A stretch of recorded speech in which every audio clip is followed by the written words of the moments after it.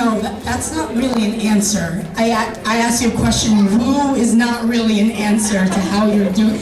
It's fine. I get it. You can only communicate. Anyway, work on that.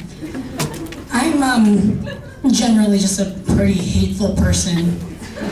Just in general, awful. I applaud anybody who can be around me for more than 10 minutes tops, because I'm awful, I'm terrible.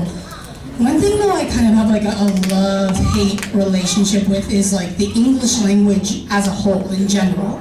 Because like on the one hand, I do totally love the English language, I do. I adore it. I want to be an English major because I like love those Starbucks uniforms. I really think I could rock a green apron. But no, I love it. I am a Shakespeare nerd. I memorize Shakespeare for fun. That, by the way, is like a good indication of somebody's relative popularity. There is an inverse relationship between the amount of Shakespeare the average person knows and like the amount of friends they have. Like, I didn't have the time to memorize to be or not to be because like it was part of my packed social schedule. I did it because it was Friday night and all of my friends were hanging out with their better friends. So I was like, you know, kicking back with my buddy Willie Shakes. It was great. It was a good night. Anyway, on the other hand, the English language is just really inefficient at being a language. It doesn't work. There is no other language that functions the way the English language does.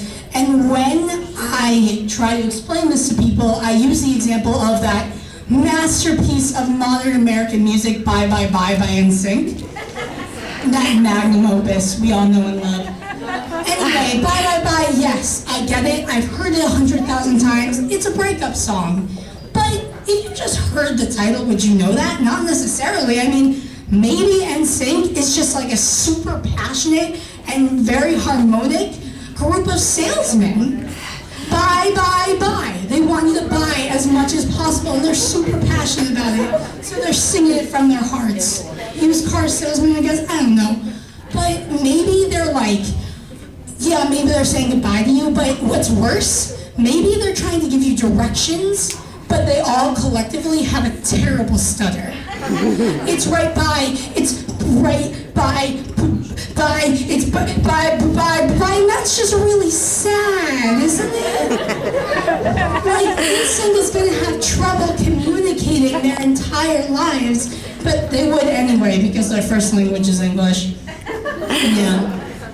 So, listing off things I hate. I hate it when people make me mad, obviously, because I'm human, but the only thing that's worse than when people make you mad is when somebody makes you mad in your dream, because there is nothing you can do about that. Like this one time, so I was asleep, normal in my bed, like had this dream, made plans with my BFF, we were gonna meet up, hang out, and she never showed up. Stood me right up. I was waiting at this dream location, waiting for her to show her little face, and she did not show up. So the next day I saw her, hey Blake, how are you? I love... Stop. Why? You know what you did. But of course she didn't know what she did because she didn't actually do anything, and that's why it's so terrible. Because if somebody makes you mad in your dream, you cannot point the finger of blame. And the one thing I love above all is to point the finger of blame. Because like, the other option is like taking responsibility and like, yeah, personal growth, like become a better person. Or I could just go to somebody and say, you did this to me. You did this to me, Matt Peters. Just kidding. You're just my line of sight. And what? Anyway, yeah. When somebody makes you mad in your dream, you can't really do that. Alright, it's March now, which is great because that means February is over, which means that Valentine's Day is over. Who here in the audience had like a special somebody to cuddle up to on Valentine's Day? Anyone? Anybody? Well, I didn't. So you guys can all doors that way. But people complain about Christmas starting earlier and earlier. The real menace is Valentine's Day, because it was like mid-January. I'd go into King's with my mom, another indication of my packed and crazy social life.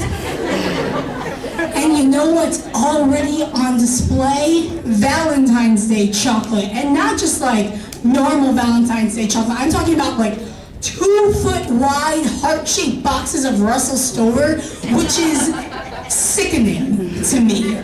It's repulsive. That level of love should not be allowed. I despise love and happiness. So I'm sitting there in King's looking wistfully at that 2-foot box of Russell Stover, that 2-foot unnecessary box of love.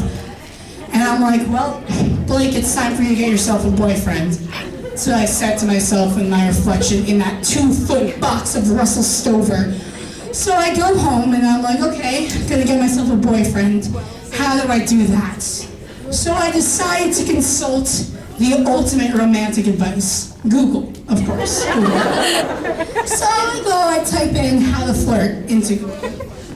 And I find a WikiHow article on how to flirt with boys. And I said, well, this is my best shot. So I click on the WikiHow article, and there were some like decent, pieces of information, like, talk to him, compliment him, laugh at his jokes, make sure he knows you have a personality. And there was also some slightly more questionable pieces of advice. Like there was a whole subsection about how you should make sure to make eye contact, which makes sense. You want to make sure that everybody knows you're engaged in their lives. You want to have that communication open. But it had advice on how to establish eye contact, and that advice was stare at him. Just stare at him, and eventually he'll look your way, and then eye contact. Stare at him until he loves you. Stare at him until you're married. There's a few other pieces like, be where he is, but that didn't mean like be in the same class with him, be present. No, they meant like be where he is. The advice was, if you know he plays sports in a certain park, go to that park and wait for him. And the advice was like, but don't go too often or else it's like stalking. Because just make sure you go once a week, and then it's not stalking, because of course if you follow somebody to a park on a set schedule, it doesn't count as stalking. So of course I tried all of the advice. And it worked. I am now married with 12 children.